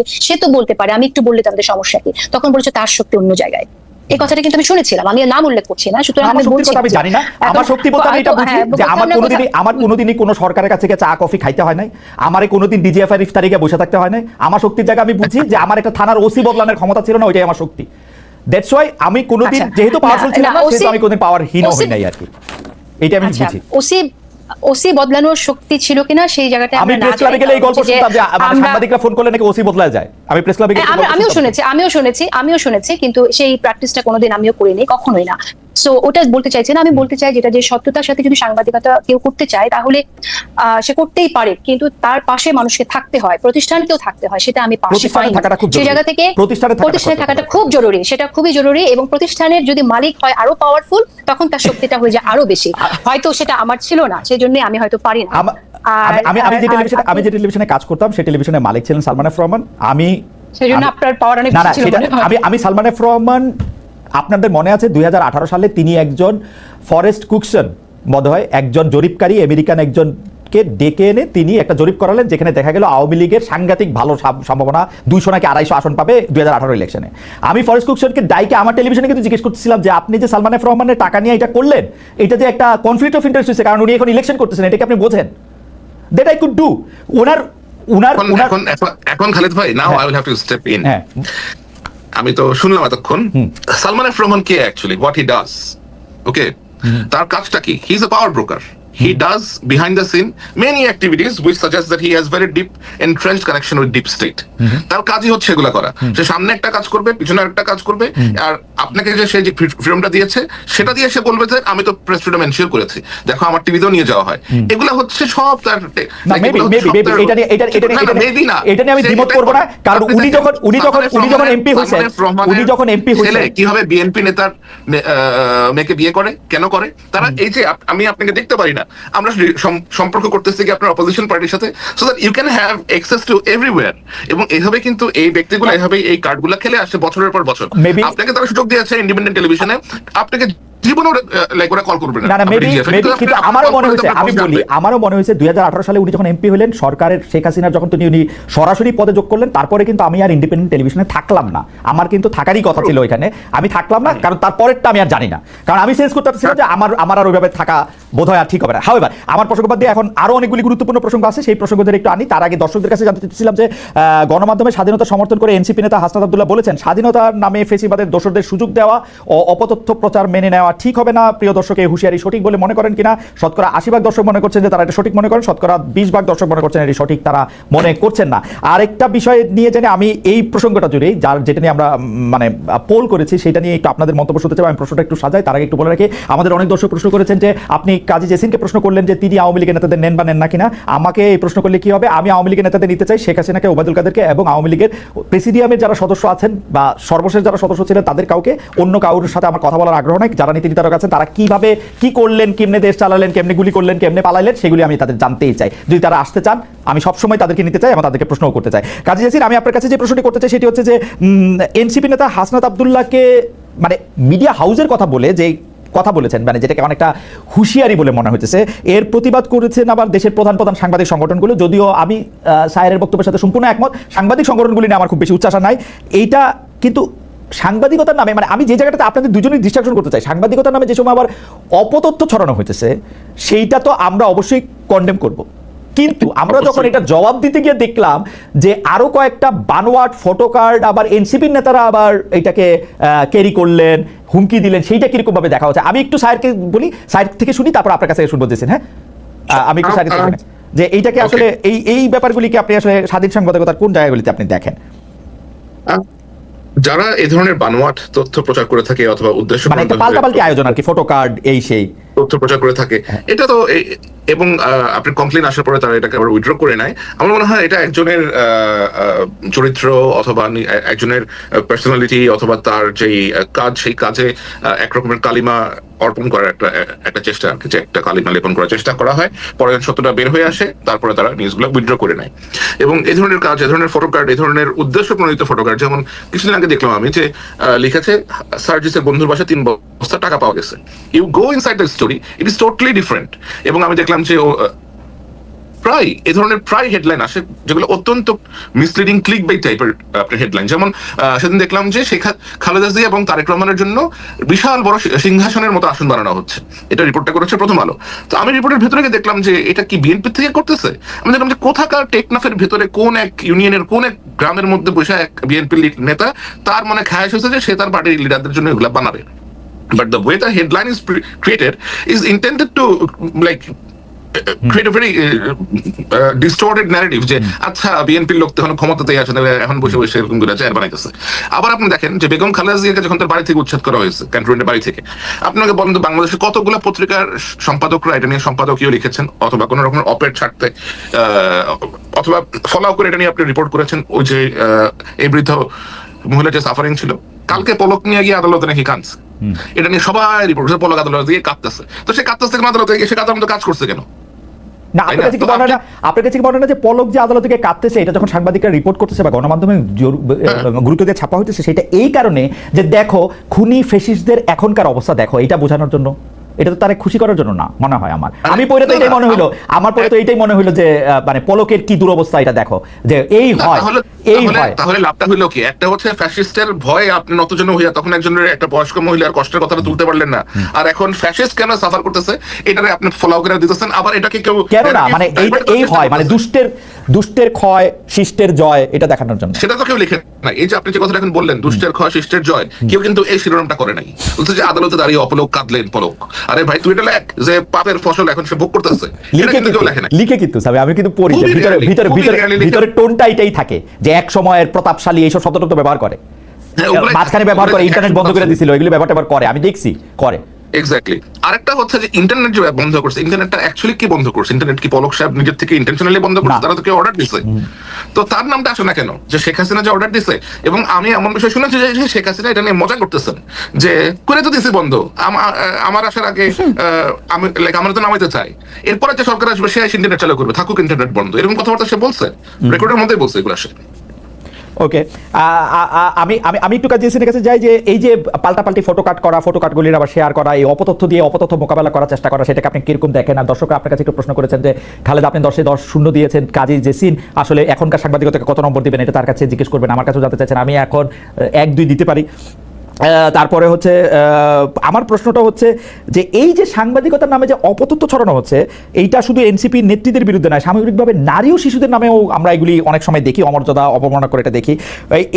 এই অপসাংবাদিকতা প্রতিরোধে কি সাংবাদিক সংগঠন বা সাংবাদিক নেতাদের আমরা সোচ্চার দেখি না কেন? এইটার কারণ কি, মানে এই সরকারের সময় আইসাও, আর এই অপতথ্য দিয়ে অপতথ্য মোকাবেলাকে আপনি কিভাবে দেখেন? না, অপতথ্য দিয়ে তো অপতথ্য মোকাবেলা করা যায় না। অপতথ্য তো একটা মানে কোনোভাবে অ্যাকসেপ্টেবল না। সে অপতথ্যকে আবার মোকাবেলা করার জন্য আপনি যখন অপতথ্যকেই ব্যবহার করেন, তখন তো আসলে অপতথ্যেরই জয় হয়ে যাচ্ছে। এটা অ্যাবসলিউটলি আনএক্সেপ্টেবল। আর আমার মনে হয় যে এখানে আসলে সংবাদ মাধ্যমের ক্ষেত্রে আমি বলবো যে ইউনিয়নে যারা আছেন তাদের আসলে ঐক্যের প্রয়োজন, মানে ঐক্যবদ্ধভাবে কাজ করা প্রয়োজন, যেটা আমার মনে হয় যে এখন আগের চেয়ে একটু হলে দেখা গেলেও তাদের আরো ভাবা উচিত যে গণমাধ্যমে যারা কাজ করছে তাদের সততার সাথে কাজ করার জন্য কি ধরনের এনভায়রনমেন্ট করা দরকার। কারণ গণমাধ্যমে আমরা দেখছি যে বিভিন্ন প্রতিষ্ঠানে বিভিন্ন রকম অবস্থা। আসলে কোনো প্রতিষ্ঠানে এতই সাংবাদিকরা আছে যারা বিভিন্ন সময় আওয়ামী লীগের অনেকের কাছে সুবিধা নিয়েছে এবং আওয়ামী লীগের পারপাস সার্ভ করেছে, তারা একরকম আতঙ্কের মধ্যে আছে। কিন্তু একটা মানুষ যখন আতঙ্কের মধ্যে থাকবে, তখন এরকম একটা কাজ সে কিভাবে সততার সাথে যে কাজটা করতে হয়, নিষ্ঠার সাথে যে কাজটা করতে হয়, সে কিভাবে করবে? সেটা তো প্রবলেমেটিকই হবে। তো ওই জায়গা থেকে আমার মনে হয় যে তাদের এনভায়রনমেন্টটা ক্রিয়েট করা দরকার। যারা আসলে আওয়ামী লীগের সাথে একসময় ছিল, তারা যদি অনুতপ্ত হয়ে থাকে এবং তারা যদি আসলে সৎ সাংবাদিকতা করতে হয়, তাদেরও এক ধরনের ট্রেনিং এর মধ্যে দিয়ে যাওয়া আমার মনে হয় নেওয়া প্রয়োজন নতুন করে। সুতরাং সেই জিনিসটা না করে আপনার যে আমি আবারও বলছিলাম সুপারফিশিয়াল কোনো কিছু হলে সেই প্রবলেমটা অবশ্যই থাকবে আর কি। আর এই যে প্রসঙ্গটা আপনি আনলেন, স্যারও বললো যে সার্জিসের বাসায় কার্ড পাওয়া গেছে, টাকা পাওয়া গেছে, একটা কার্ড দেখলাম আমরা। এরকম কার্ড শুধু এটা না, আপনি অবাক হয়ে যাবেন, আপনি নিশ্চয়ই নিজেও দেখেছেন যে প্রতিষ্ঠিত গণমাধ্যম, জনপ্রিয় গণমাধ্যমগুলোতেও এত বেশি আপনার নিউজ আপলোড করা হচ্ছে, যত দ্রুত আপলোড করা হচ্ছে তত দ্রুত আবার সেটাকে আপনার নামিয়ে ফেলা হচ্ছে, সরিয়ে ফেলা হচ্ছে উইদাউট গিভিং এনি রিজন যে এই কারণে আমরা খবরটা রাখলাম না। এক্স্যাক্টলি। সো এই যে একটা প্রবণতা, এটা অত্যন্ত ব্যাড মেসেজ, এটা খুবই খারাপ একটা মেসেজ দিচ্ছে, এটা আমাদের জন্য অত্যন্ত খারাপ। প্রত্যেকটা প্রতিষ্ঠানে যারা কাজ করছে আমি মনে করি তাদের নিজেদের মধ্যে কথা বলা দরকার যে কেন এই কাজগুলো হচ্ছে, তাদের নীতি ঠিক করা উচিত, সাংবাদিকতার যে নীতি, তাদের যে প্রিন্সিপাল ঠিক করে ট্রেনিং এর মধ্যে দিয়ে নতুন করে তাদের ভাবা উচিত। সাংবাদিকতার নীতি এবং ট্রেনিং এর কথা আপনি বলতেছিলেন, কিন্তু আমরা মানে এই জায়গাটাতে আপনাদের দুজনের কাছে আবার একটু জানতে চাই যে সাংবাদিকতা কিন্তু ট্রায়াল অ্যান্ড এররের মধ্যে দিয়েই আসলে এগিয়ে চলে। যদি সাংবাদিকরা প্রতিদিন একটা করে পরীক্ষা দেয়, সেটা সংবাদ মাধ্যমের ক্ষেত্রে প্রতিদিন, আর যদি মানে ব্রডকাস্ট মিডিয়ার ক্ষেত্রে আপনি দেখেন তাহলে প্রতি ঘন্টায় প্রতি মিনিটে তারা পরীক্ষা দেয়। তারা যদি চুরি করে, বাটপারি করে, বায়াস করে, তাদেরকে কিন্তু জনগণ প্রত্যাখ্যান করে। কিন্তু মানে এই যে সারাক্ষণ ক্ষমতার জায়গা থেকে সাংবাদিকতাকে বা গণমাধ্যমকে সবক দিতে থাকা, আপনারা এটা ঠিক করে নেন, নাইলে কিন্তু আপনাদের এই পরিণতি হবে, অমুক 3 জনকে চাকরি থেকে বাদ দিতে হবে, তুমুক জন এটা ভালো করতেছেন, সেইটাকে আপনারা আসলে কেমনভাবে দেখেন? সর্বশেষ একজন উপদেষ্টা এরকম বলছেন, শব্দের খেলাটার ভণ্ডামি কবে বাদ দেবেন আপনারা? প্রথম আলোর একটা রিপোর্ট নিয়ে তারা এই কথা বলেছেন, বিবিসি রিপোর্টের অনুবাদটার ক্ষেত্রে কেন এটা অনুমোদন শব্দটা ব্যবহার করা হলো, অর্ডার না, সেই জন্য এরকম বলতেছেন। এইগুলির আপনারা আসলে কীভাবে দেখেন? কাজী জেসিন যদি একটু বলতেন যে সরাসরিভাবে যে ভাই যদি এই পত্রিকা ভালো না লাগে, এই টেলিভিশন ভালো না লাগে, ইউ বেটার আপনি এটা দেখেন না, আপনি এটা পড়েন না। মানে বাংলাদেশে তো এখন আর ক্ষমতার জায়গা থেকে কেউ আপনাকে এটা করতে বাধ্য করতে পারবে না, সেই জায়গাটা থেকে আপনারা এটা কিভাবে দেখেন যে একটা হুমকি বা ওকে, এখন আমরা আসলে এই প্রসঙ্গ বেশ কয়েকবার এটা এসেছে যে সরকারের দিক থেকে কখনো কাউকে এরকম হুমকি দেওয়া হয়েছে কিনা, কারো চাকরিচ্যুতির জন্য, কাউকে সরিয়ে দেওয়ার জন্য কোনো রকম আদেশ বা অর্ডার এরকম ভাবে এসেছে কিনা সরকারের দিক থেকে, আমি এটা প্রশ্ন করেছিলাম। আমি কিন্তু উত্তর পেয়েছি যে না, এটা করা হয়নি। এবং আমি এটা তো আমরা জানি যে সরকার কখনোই বলে না হ্যাঁ আমরা এটা করেছি। সো আমি একটু ভেরিফাইও করার চেষ্টা করেছি। আমার কাছে এরকম তথ্য আমি পাইনি যে সরকার থেকে তাদেরকে কাউকে এরকম বলেছে তুমি তাকে স্যাক করো বা এই নিউজটা নামিয়ে ফেলো, এরকমটা আমি এখন পর্যন্ত প্রমাণ পাইনি। কেউ যদি পেয়ে থাকে আমি সাধুবাদ জানাবো আমার সাথে শেয়ার করার জন্য। আর হচ্ছে যে গণমাধ্যমে সরকারের গণমাধ্যমকে কি বলবো, আপনার গণমাধ্যম যে ফ্রিলি কাজ করছে সেটার জন্য একটা ব্যাপার, যেখানে সরকারের সাথে যে সমঝোতাটা হওয়া দরকার। আপনি যে মেসেজটা আপনি আমাকে এখানে দিলেন যে একজন একটি সংবাদ নিয়ে কথা বলেছে, আমার মনে হয় যে এখানে কমিউনিকেশন, কানেকশন একটা ব্যাপার। এমন একটা সময় আমরা আছি যে আপনার ভারতের যারা ভারতীয় যে মিডিয়া সেটা বাংলাদেশের বিরুদ্ধে নানান রকম প্রোপাগান্ডামূলক নিউজ করছে। এবং আপনি এখানে আমি একটু উল্লেখ করি, আমার উপর প্রধানতম ক্ষোভ ছিল যে ভারতের সাথে যে চুক্তিগুলো হয়েছিল টিপাই মুখ থেকে শুরু করে সেই সময়, সেগুলো নিয়ে আমি অনেক বেশি কথা বলতাম, আমার প্রোগ্রামে অনেক অ্যানালাইসিস করতাম। এবং সেই সময়টা আমি এরকমও শুনেছি যে অনেকে যারা কিনা এখানে ভালো জায়গায় যেতে চায় তারা ভারতের নেতা নির্ধারকদের সাথে ভালো যোগাযোগ রাখে। তো এই সাংবাদিকদেরই কিন্তু উত্তরসূরিরা এখনো রয়ে গেছে। সুতরাং সরকারের জায়গা থেকে সংশয়ের একটা জায়গা থাকতে পারে। তো আমি মনে করি যে ওইটা যদি হয় তাহলে স্বাধীনতা তো অপার স্বাধীনতা তো আমরা কেউ চাই না। আমরা তেমন স্বাধীনতা চাই না যেটা আমার সার্বভৌমত্বকে, আমার নতুন বাংলাদেশ বিনির্মাণকে ক্ষতিগ্রস্ত করবে। সেই জায়গা থেকে আমার মনে হয় ট্রাস্টের রিলেশনশিপটা খুব দরকার। আচ্ছা, ওকে, আমি আপনার কাছে আসবো আবার। জনাব জুলকারনাইন স্যার, আপনি যদি একটু বলতেন যে বিভিন্ন মহল থেকে ঠিক হুমকির সুরে, ধমকির সুরে, আমার অসুবিধা নাই, কারণ আমি মনে করি জার্নালিজম করতে গেলে আপনাকে লোকে খুব প্রেমপত্র পাঠাবে, খুব ভালোবাসার কথা বলবে, এরকম নাই হওয়ার কথা। আপনাকে রেগে রেগেই কথা বলার কথা, আপনি কতটা হজম করতে পারেন সেইটাই হচ্ছে আপনার দেখার জিনিস। আমি মোটেও মাইন্ড করি না। আসিফ মাহমুদ সজীব ভাই এরকমই বলবে, শব্দের খেলার ভণ্ডামিটা কবে বাদ দেবেন আপনারা। জুলকারনাইন স্যার এরকমই বলবে, প্রথম আলো একটা খুব বাজে পত্রিকা, বাজেভাবে এটা করছে, আমার এতে কোনো অসুবিধা নেই। কিন্তু আপনি এটাকে কিভাবে দেখেন? অনেক ক্ষেত্রে গণমাধ্যম নিজে খুব একটা ইন্টিমিডেটেড জায়গায় চলে যায় আর কি, সেলফ সেন্সরশিপের নাম করেও। আচ্ছা, জুলকারনাইন স্যার কখনো বলেন প্রথম আলো একটা খারাপ পত্রিকা। আমি বলেছি যে প্রথম আলো ন্যারেটিভ টুইস্ট করার চেষ্টা করে, ন্যারেটিভ অন্যভাবে বানানোর চেষ্টা করে, বেশি খারাপ হলো, অসুবিধা নাই, খারাপ হলো, গেলানোর চেষ্টা করে, এবং এটা তারা প্রায় করে, এবং এটা তারা এখনই প্রথম করছে না, এটা তারা অনেকদিন ধরেই করছে। আসিফ যদি বলে থাকে যে শব্দের খেলা, আমার মনে হয় তার এই পার্টিকুলার টেক্সটটা ওয়াজ নট এন্টায়ারলি রং। কারণ শেখ হাসিনা যেখানে বলেছে যে আমি অর্ডার দিয়ে দিছি, এটাকে তো আপনার পারমিশন বলে গা বাঁচানোর কোনো বিষয় না। পারমিশন হচ্ছে আমি তোমাকে অনুমতি দিছি, একটা আপনি করতে পারেন, নাও করতে পারেন, চয়েস ইজ ইয়ার্স। বাট যখন আপনি কাউকে অর্ডার দেন, being the commander in chief অথবা being the head of the ministry of defence, আপনি যখন অর্ডার পাস করেন, that is something people has to carry out in the street. তো আপনি সেটাকে ওইভাবে কনভে করে যাবেন। এবং বিবিসি বাংলার, এখন আমি কি বলবো, আমাদের কিছুদিন একটা অনুষ্ঠান হয়েছে আমাদের লাইক আল জাজিরা থেকেই, You should watch that. এখানে একটা ইভেন্ট হয়েছিল ইউকেতে, গ্লাসটনবেরি নামে একটা ফাংশন হয়েছিল এখানে, আপনার কনসার্ট ইভেন্টের মতো। The way they have twisted the entire narrative did send a very wrong message, and আমাদের ওই প্রোগ্রামটা বেশ ভালো করে তুলে ধরা হয়েছিল। So I don't want to take that avenue, I don't want to criticize them for anything, but এই ধরনের choice of words is not correct.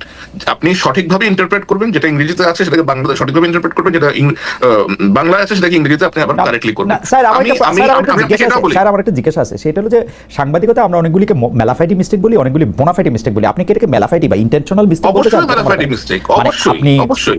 আপনি বলতে চান যে মানে বিবিসি বাংলাদেশে সবাই শুনতেছে, অসংখ্যবার পরিচয় হয়েছে, সে মেলাফাইটি করে সেই অর্ডারকে অনুমোদন বলছে, আপনার কাছে এরকম মনে হচ্ছে? এরকম অবশ্যই করেছে তারা। আপনি যদি বিবিসি বাংলার গত সরকারের সময়কার রিপোর্টগুলো দেখেন, এখনো এই সরকারের সময় তারা এমন অনেক কিছুই করেছে Okay. যা আমার মনে হয় ওয়াজ নট ভেরি কারেক্ট। আপনার এগুলি বোনাফাইটি মিস্টেক না, রাইট? এগুলি মেলাফাইটি না, অবশ্যই না, অবশ্যই না। ইন্টেনশনালি অনেক কিছু তারা করেছে। এটা শুধু বিবিসি বাংলা একা না, আপনার পূর্বের যে কর্মস্থল আছে ডয়চে ওয়েল বাংলা, ওইখানেও অনেক সময় আমরা লক্ষ্য করেছি যে এরকম মিস্টেক হয়েছে। ওটা হয়তো আপনার ইয়েতে হয় নাই, বাট মিস্টেক হয়েছে। গণমাধ্যমে কাজ করলে মিস্টেক তো হইবই, মানে সেইটা তো মিস্টেক হচ্ছে ভাই, আপনি বানানের ভুল করেন মানুষের নামের। আপনি নাম চায়ের লেখেন, চ দিয়ে লেখেন, দন্তস্বর পরিবর্তে আপনি ওটা চ দিয়ে লেখেন। কিন্তু আপনি যদি বলেন যে সায়ের বাসা থেকে নিচে গেছে, আপনি যদি বলেন যে সায়ের বাসা থেকে নিচে গিয়ে দেখছে যে সে ওখানে গিয়ে বসে বসে বিড়ি টানতেছে, আমি তো বাসা থেকে নিচে গেছি, এখন যদি আপনি সিদ্ধান্ত নিয়ে নেন যে আমি বিড়ি টানতেছি, এটা তো হইল না, রাইট?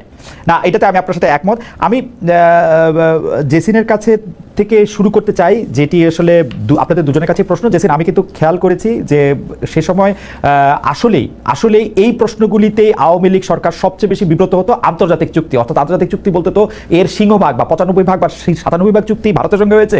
সেই ভারতের সঙ্গে চুক্তিগুলির ব্যাপারে সেগুলি আসলে জনগণের সামনে প্রকাশ করতে চাইতো না, দুজন আমাদের সাথে কি আছে সেটা দেখাতে চাইতো না, বা আমরা দেখতে পারতাম না। আরো যোগ্য সাংবাদিকরা নিশ্চয়ই পারতেন, আমরা পারতাম না, আমরা চেষ্টা করে এবং প্রশ্ন করলেই তারা রাগ হয়ে যেত, মানে আমরা এই সেই এগুলি বলতো। কিন্তু আমার প্রশ্ন, এই 10 মাসেও কি সরকারের কাছে একই প্রশ্ন আমরা করতে পেরেছি যে সেই চুক্তিগুলি কোথায়? সেই চুক্তিগুলি বাতিল করা হলো না কেন? সেই চুক্তিগুলি আমাদের সামনে কেন আনা হলো না?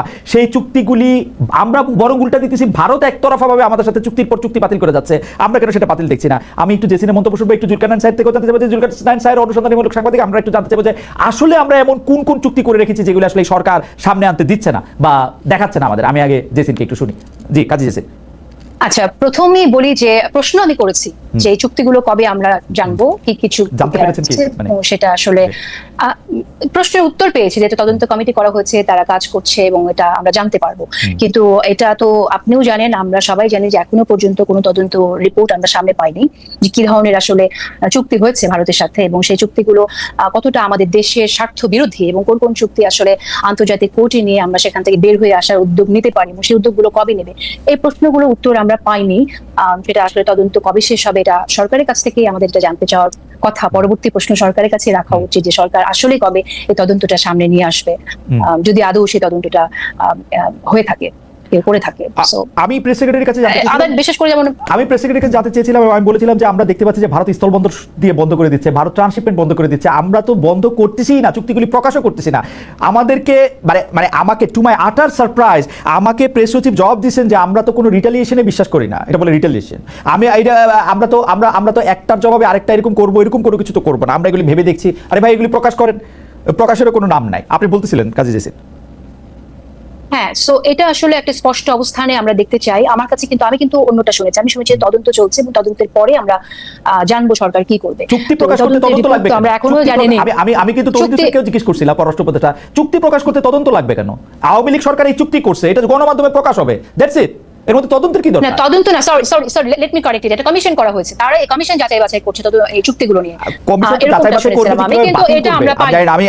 আমাকে আমার সায়ের দ্বারস্থ হওয়া ছাড়া উপায় নাই। অনুসন্ধানীমূলক সাংবাদিক, আমাকে একটু বুঝায় বলেন তো, চুক্তি আওয়ামী লীগ সরকার ইন্ডিয়ার সাথে করছে, যেটা গোলামের চুক্তি, যেটা অনেকগুলি খারাপ চুক্তি, সেটা প্রকাশ করবে, সেটা দেখাবে এই চুক্তি করছে, এইটার মধ্যে কমিশন করে কি করতে হবে স্যার?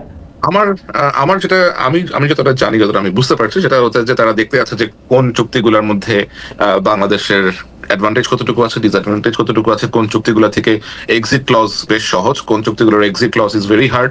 এবং এখানে বেশ কয়েকটা চুক্তি আছে আমি যেগুলো ব্যাপারে আমি জানি যে এগুলোর exit clause is very severe, যে আপনাকে যদি বের হতে হয়, আপনাকে ওরা যে প্রজেক্টটা করেছে অথবা যে ইনভেস্টমেন্ট করেছে সেটার সম্পূর্ণটা অথবা আগামী 20 বছর। আমি বিনয়ের সাথে একটা কথা বলি। আওয়ামী লীগ সরকারের বিরুদ্ধে জেসিন যেটি নিয়ে আসলে শুরু করেছিলেন, সেটি মানে 2009-10 পর্যন্ত বোধহয় উনি মাত্র করতে পারছেন, বা 11 পর্যন্ত, আমি জানি না। এরপর তারপরেই তাকে চলে যেতে হয়েছে বা তাকে থাকতে দেওয়া হয় নাই, বা আমি যেই কথাই বলি না কেন, বা আমরা যারা ছিলামও তারা বারবার আওয়ামী লীগ সরকারকে এই কথা বলতাম, আপনারা যেগুলি চুক্তি করছেন দয়া করে সেগুলি প্রকাশ করেন, আমাদেরকে দেখান। না আপনারা সংসদে আলোচনা করেন, না এটা ওয়েবসাইটে দেন, না এটা নিয়ে কোনো একটা শ্বেতপত্র প্রকাশ করেন। এখন সরকার আসছে, এটার এক্সিট ক্লজ কি আছে, এটা দিয়ে আমরা বাইরে পারবো কি পারবো না, সেটা তো আমরা বোঝার তো দরকার আছে। আপনি চুক্তিগুলি খালি প্রকাশ করবেন, এতে আপনার কি অসুবিধা? আমি বলি কি অসুবিধা? আমার হাইপোথিসিস হচ্ছে এই সরকারও ভারতেরই কোনো না কোনো ভাবে স্বার্থ দেখে। আমি আপনাকে খালেদ ভাই যেটা বলতে পারি যে it will sound a very technical ইয়ে। দেখেন, ভারত আমাদের আশেপাশে দিয়েই আছে, আমাদের সব থেকে বড় land border is with India. এখন এমন একটা দেশের সাথে আমরা আসলে আপনার ধরেন কোন ধরনের সরাসরি সাংঘর্ষিক অবস্থাতে জন্মত অবস্থাতে এই মুহূর্তে আছে কিনা সেটাও চিন্তা করতে হবে।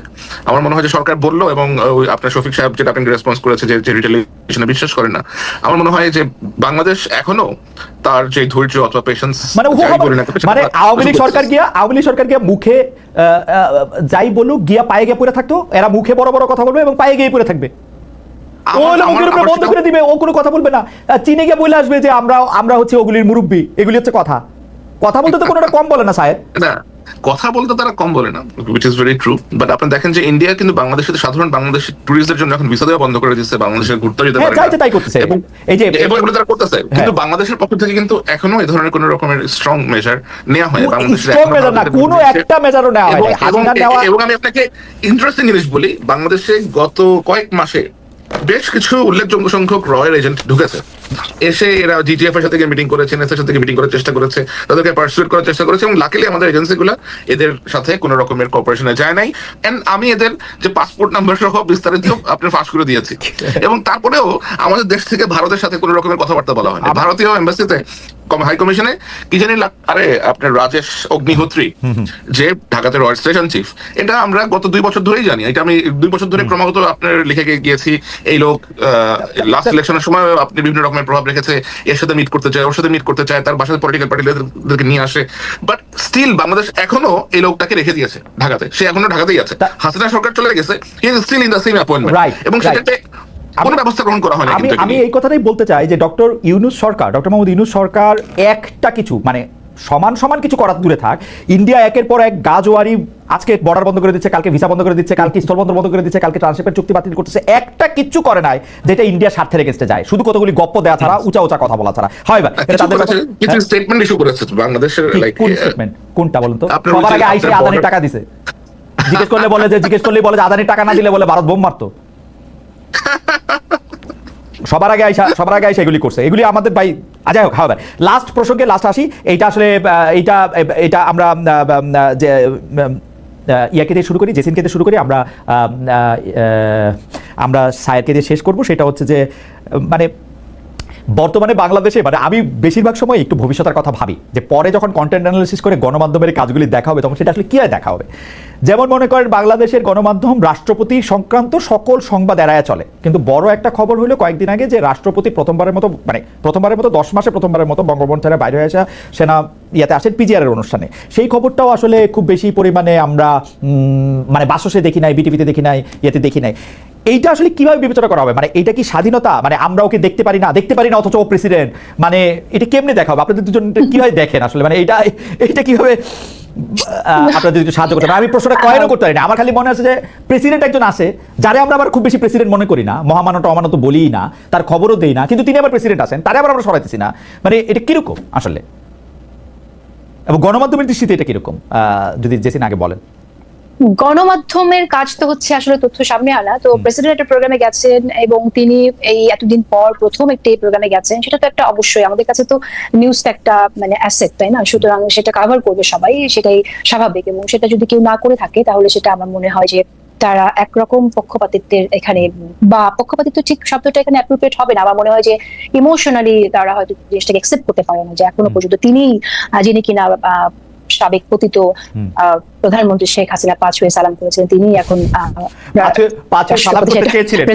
সালাম করেছেন, পাচ্ছি না প্রধানমন্ত্রীকে, প্রধানমন্ত্রী আবার সালাম দিচ্ছেন না।